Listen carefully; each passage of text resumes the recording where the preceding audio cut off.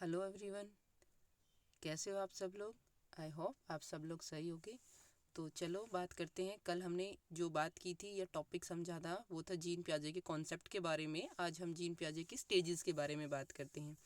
तो जीन पियाजे की सबसे पहली स्टेज है सेंसरी मोटर स्टेज। क्या है सेंसरी मोटर स्टेज, जिसे संवेदी पेशीय अवस्था भी कहा जाता है।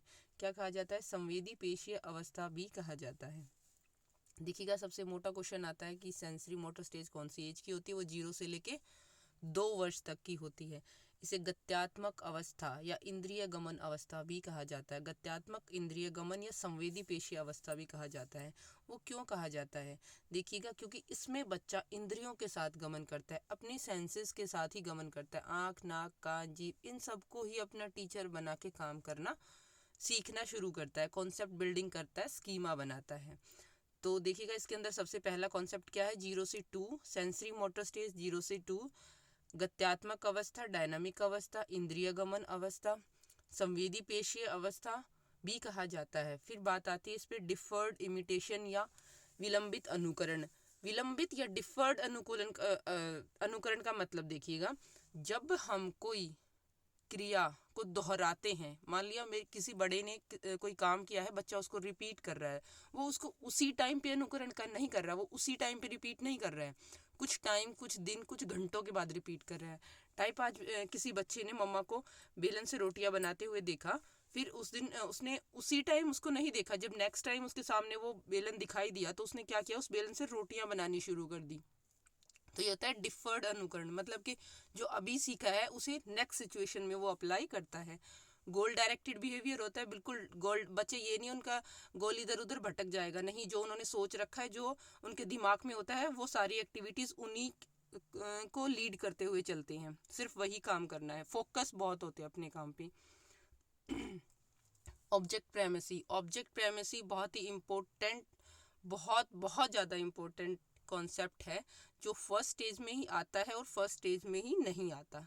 आपसे पूछा जाए कि ऑब्जेक्ट प्रेमेसी का गुण कौन सी अवस्था का है, तो वो फर्स्ट अवस्था का है। कौन सी अवस्था का है? पहली अवस्था है। 0 से 2 साल की अवस्था है, सेंसरी मोटर स्टेज की अवस्था है। देखिएगा, जब बच्चा जन्म लेता है तो वो लगभग 1 साल तक, 1 साल, 1.25 साल, 1.5 साल तक, अगर जो आप उसको कोई ऑब्जेक्ट से वो खेल रहा है और उस ऑब्जेक्ट को उसकी आंखों के सामने से हटा दो, तो उसको लगेगा out of site, out of mind. मतलब जो मेरे आंखों के सामने नहीं है वो मेरे माइंड में भी नहीं है, वो इस दुनिया में भी एग्जिस्ट नहीं करता। लेकिन जैसे जैसे वो बड़ा होता जाता है, जब इस स्टेज के बिल्कुल एंड में पहुंच जाता है, 18 से लेकर 24 माह के आसपास, तो उसे ये चीज़ समझ में आ जाती है कि हाँ, ऑब्जेक्ट जो है वो आसपास ही है। ऑब्जेक्ट उसके दिमाग में छप जाता है। ऑब्जेक्ट उसके दिमाग में छप जाता है, मतलब वो मेरे सामने नहीं है, पर वो और कहीं अवेलेबल है। इसमें मीनिंगलेस एक्टिविटीज़ होती है बच्चे की। वो एक्टिविटीज़ करता रहता है, मतलब ऐसे ही नॉर्मल कोई भी एक्टिविटीज़ करता रहेगा और उसी से वो अपनी लर्निंग कर लेगा, मतलब ट्रायल एंड एरर टाइप की। अब देखिएगा, जो ये 6 स्टेज है, फर्स्ट स्टेज को 6 पार्ट्स में बांटा है। वो सी टेट में इतने ज़्यादा क्वेश्चन नहीं पूछे जाते, लेकिन समटाइम एस टेट में यहाँ से क्वेश्चन पूछ लिया जाएगा। तो एक बार उसको एज से, सिर्फ जो इसका टाइमिंग है उससे मैक्सिमम क्वेश्चन पूछा जाएगा। बाकी मेंस एग्जाम के लिए है ये।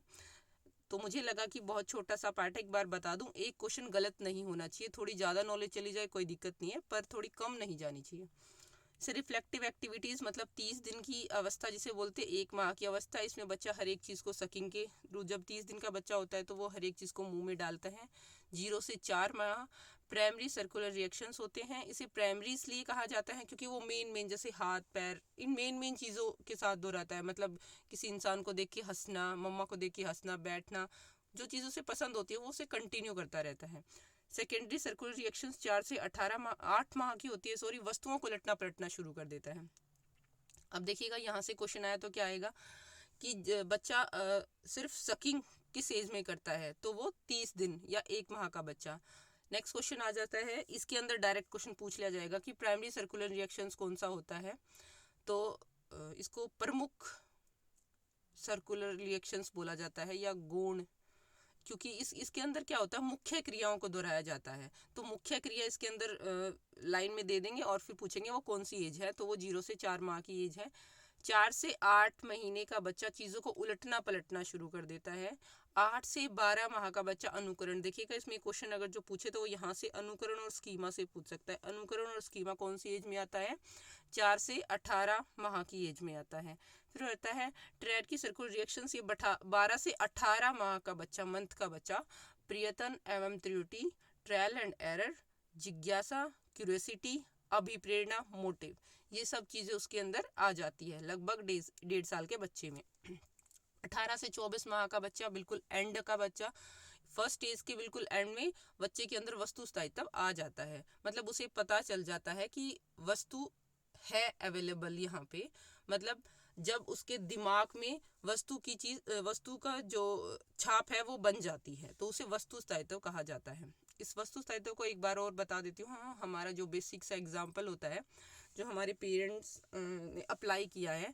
सब छोटे बच्चे को के पास कोई ऑब्जेक्ट होता है, मैं इसको बार बार इसलिए बता रही हूँ क्योंकि ये बहुत इंपॉर्टेंट है। बच्चे के पास कोई ऑब्जेक्ट होता है जिसे हमें लगे कि हाँ ये इस ऑब्जेक्ट से इसको हानि हो सकती है, तो हम उस ऑब्जेक्ट को उससे ले लेते हैं और उसको बोलते हैं बेबी कब को लेगी। इट मीन्स उसको कोई ले गया तो बच्चा एक बार बोलेगा क्यों लेगी, बोलेगा तो नहीं, वो सोचेगा कि क्यों लेगी, रोएगा। पर फिर क्या होएगा कि थोड़ी देर के बाद उसको हाँ सेटिस्फेक्शन आ जाएगी, ठीक है लेगी, मतलब गया तो चुप हो जाएगा। लेकिन जब वो थोड़ा सा और बड़ा एंड में पहुंच जाएगा, स्टेज के एंड में पहुंच जाएगा, तो उसे पता लगेगा कि नहीं, उसे कोई नहीं लेके गया, वो मम्मा ने ही छुपाया है। सेकेंड स्टेज की बात करते हैं, पूर्व संक्रियात्मक अवस्था, प्री ऑपरेशनल स्टेज, 2 से 7 वर्ष की स्टेज इसको बोला जाता है। यह क्रिया करने से पहले की अवस्था होती है। देखिएगा इसमें क्रिया करने से पहले की अवस्था इसलिए बोला गया है क्योंकि इसके अंदर बच्चा क्या होता है कि चीज़ों को समझ लेता है, चीज़ों को देख लेता है, चीज़ों को सुन लेता है, परंतु उनके प्रति रिएक्शंस नहीं कर पाता, उनके प्रति रिएक्शंस नहीं कर पाता। तो यहाँ पे क्वेश्चन आएगा कि क्रिया करने से पहले की अवस्था, या ये आएगा कि जब बच्चा चीज़ों को देख लेगा, समझ लेगा, परंतु उनके प्रति क्रिया करने की समझ उसमें अभी डेवलप नहीं हुई है, तो वो कौन सी अवस्था है? पूर्व संक्रियात्मक या सेकेंड स्टेज या 2 से 7 वर्ष की अवस्था होती है। इसमें बच्चा सिंबल्स का यूज़ करना सीख लेता, प्रतीकों का निर्माण कर लेता अपने दिमाग में।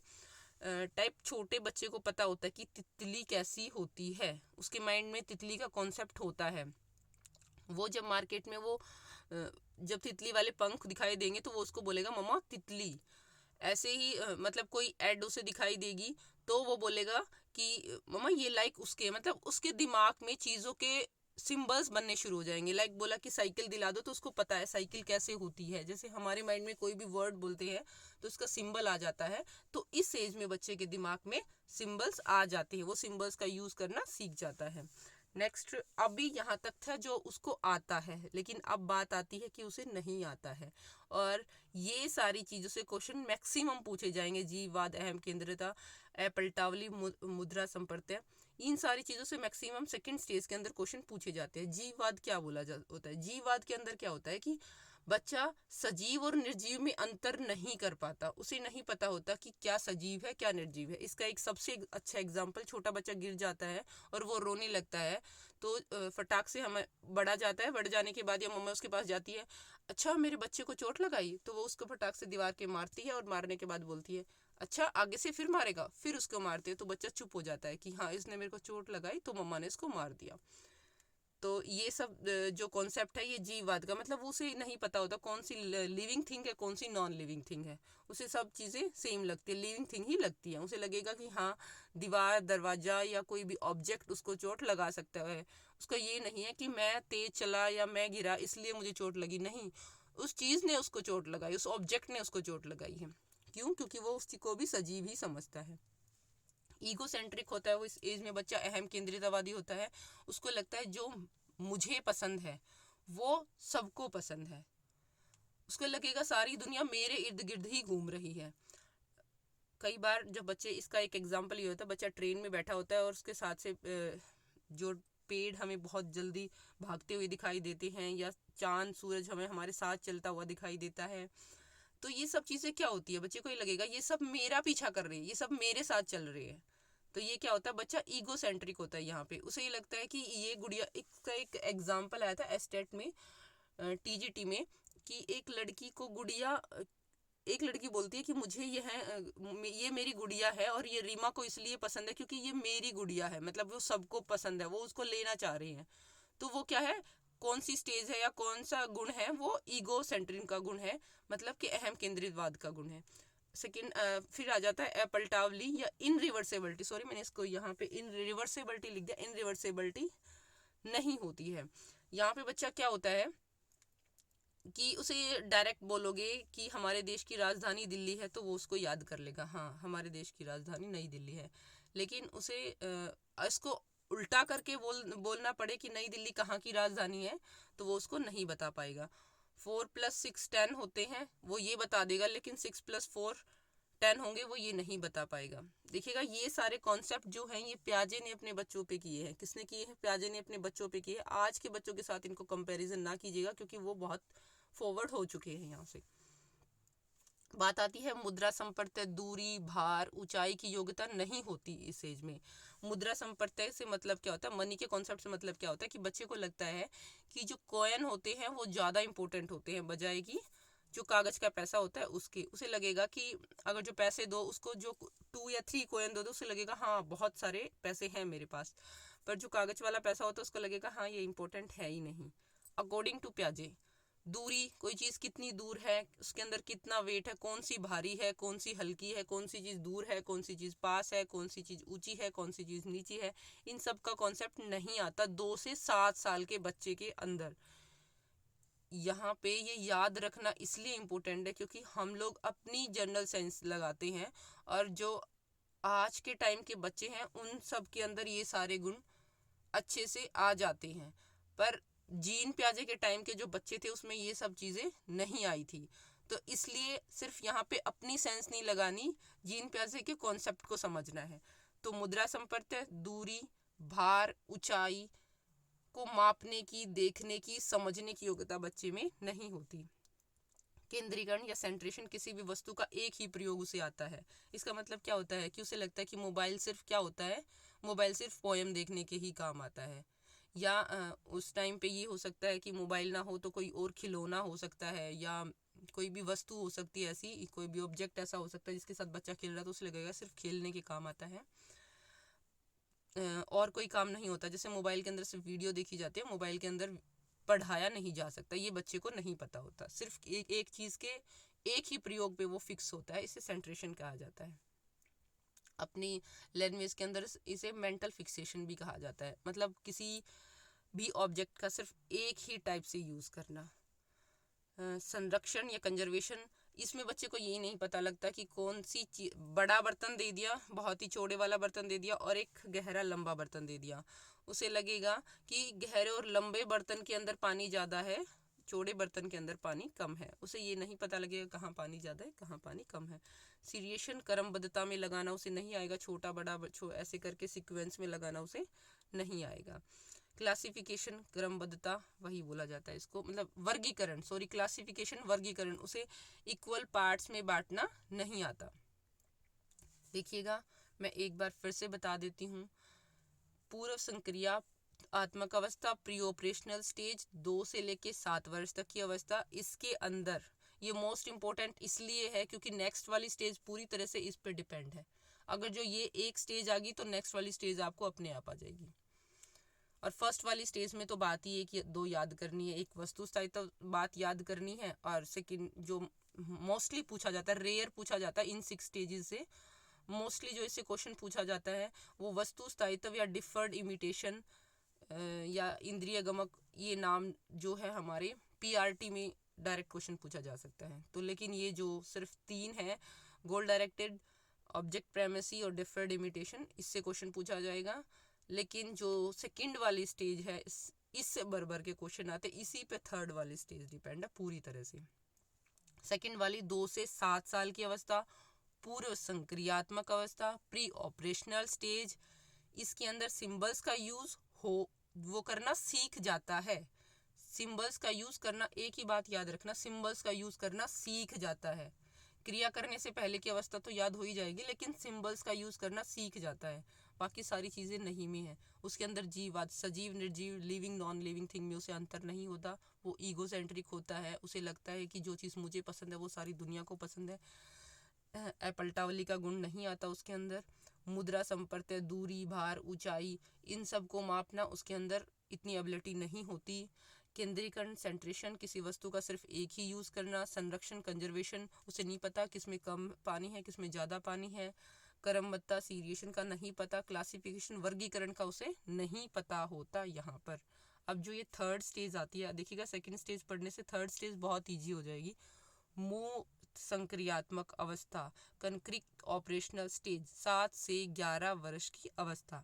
इसमें बच्चा क्या करता है कि जो वस्तुएं ठोस होती हैं, जिसको हम छू सकते हैं, जिसको हम हाथ लगा सकते हैं, जिसको हम देख सकते हैं, फील कर सकते हैं, उन वस्तुओं के आधार पर मानसिक संक्रिया या मेंटल ऑपरेशन करके समस्या समाधान कर लेता है। मतलब उसके सामने क्या करें, एक बड़े वाली लाइन लगा दी और एक छोटे वाली लाइन लगा दी, तो बच्चे से पूछे कि बेटा इन दोनों में से कौन सी बड़ी लाइन है, तो वो बता देगा कि कौन सी बड़ी लाइन है और कौन सी छोटी लाइन है। वही बात, उसके हाथ में दो वस्तुएं दे दी, एक भारी और एक हल्की, और उससे पूछा जाए बताओ बेटा कौन से वाली हाथ में वस्तु जो है उसमें वेट ज़्यादा है, तो वो बता देगा।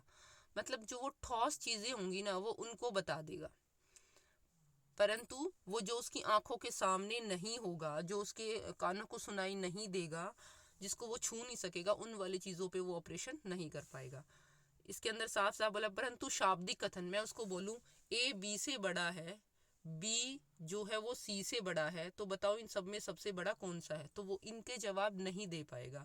सिर्फ वर्बल कम्युनिकेशन का जवाब वो नहीं दे पाएगा, वर्बल जो ऑपरेशंस होते हैं उनको वो हैंडल नहीं कर पाएगा।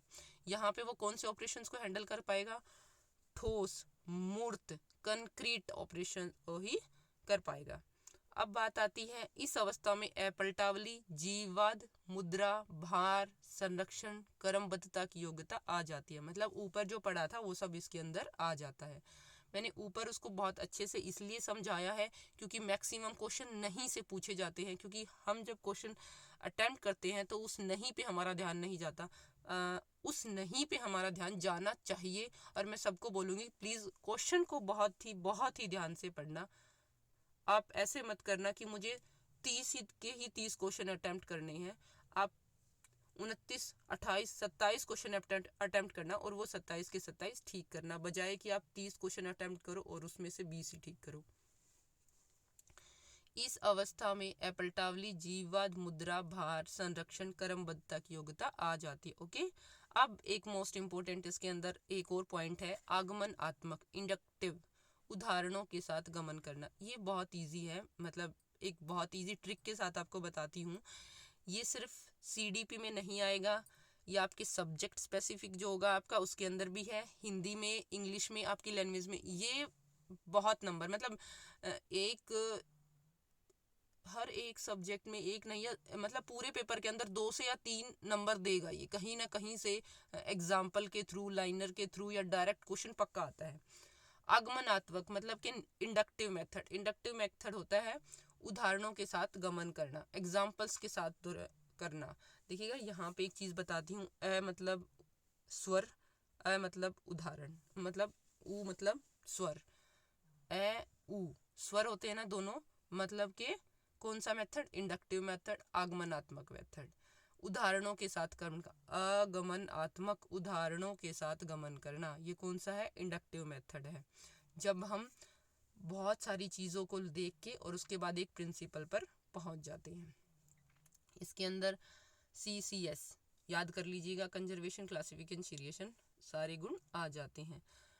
इसके अंदर क्या क्या चीज़ें हैं एक बार और देख लीजिएगा। मूर्त संक्रियात्मक अवस्था, कंक्रीट ऑपरेशनल अवस्था, 7 से 11 साल की अवस्था। इसके अंदर सिर्फ ठोस चीज़ों को लेके ही ऑपरेशन होते हैं, जो हमारी आंखों के सामने नहीं है उसके ऊपर कोई ऑपरेशन नहीं होता है।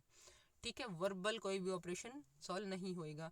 जो सेकेंड वाली स्टेज के अंदर नहीं आता वो सारे थर्ड वाली स्टेज के अंदर आ जाते हैं। आगमनात्मक मतलब उदाहरणों के साथ गमन करना।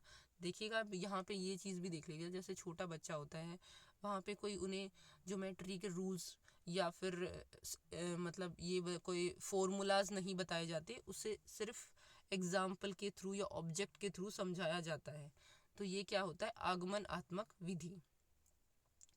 अब बात आती है आगे लास्ट स्टेज पे, औपचारिक संक्रियात्मक अवस्था, 11 से 15 वर्ष की अवस्था। कहीं कहीं ये 14 वर्ष भी होता है, तो कोई प्रॉब्लम वाली बात नहीं है। 11 से लेके 15 लिखिए, 11 से लेके 14 लिखिए, वो सब, या 11 से ऊपर जो भी है वो फॉर्मल ऑपरेशन स्टेज है।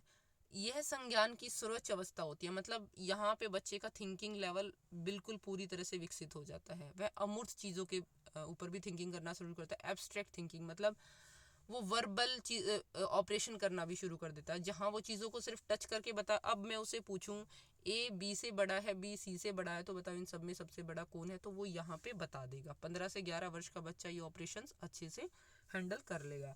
डिडक्टिव रीजनिंग मतलब न निगमन, न मतलब नियम, व्यंजन नियमों के साथ गमन करना। मे बी मैंने बहुत शॉर्ट ट्रिक इसकी बता दी है, बहुत ईजी ट्रिक मैंने इसकी बता दी है। और आगमन और निगमन को आप कभी भूलना मत।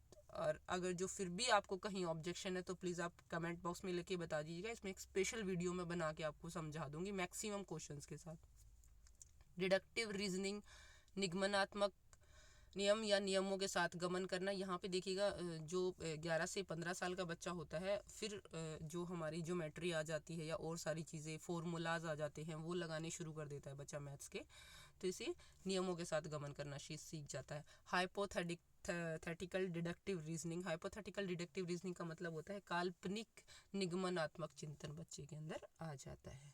ये बहुत ही अच्छे से मैंने समझाई है। और अगर जो आपने इसको बहुत अच्छे से समझा है तो एक भी क्वेश्चन आप गलत नहीं करके आओगे, इससे बाहर कोई क्वेश्चन नहीं आने वाला है। जो भी मैंने पियाजे का सिद्धांत फर्स्ट पार्ट और सेकंड पार्ट में समझाया है, ये एक एक PYQ है, मतलब एक एक लाइन एक एक PYQ है। जिसको आप लोगों ने पढ़ लिया तो आप कोई भी क्वेश्चन गलत नहीं करोगे। और पियाजे बहुत इंपॉर्टेंट टॉपिक है, बहुत ही ज़्यादा इंपॉर्टेंट टॉपिक है, नॉट ओनली CDP लैंग्वेज के लिए भी। अब इसकी थोड़ी सी आलोचना भी हुई थी, उस पर ध्यान दीजिएगा। आलोचना हमेशा होती है, हम लोग भी आलोचना कर रहे हैं इसकी। देखिएगा आलोचना क्या है कि पियाजे ने बोला चरणों के क्रम में अपरिवर्तनशील है, मतलब कि जो भी उन्होंने बताया है ना उसके अंदर कोई भी ऊपर नीचे नहीं हो सकता।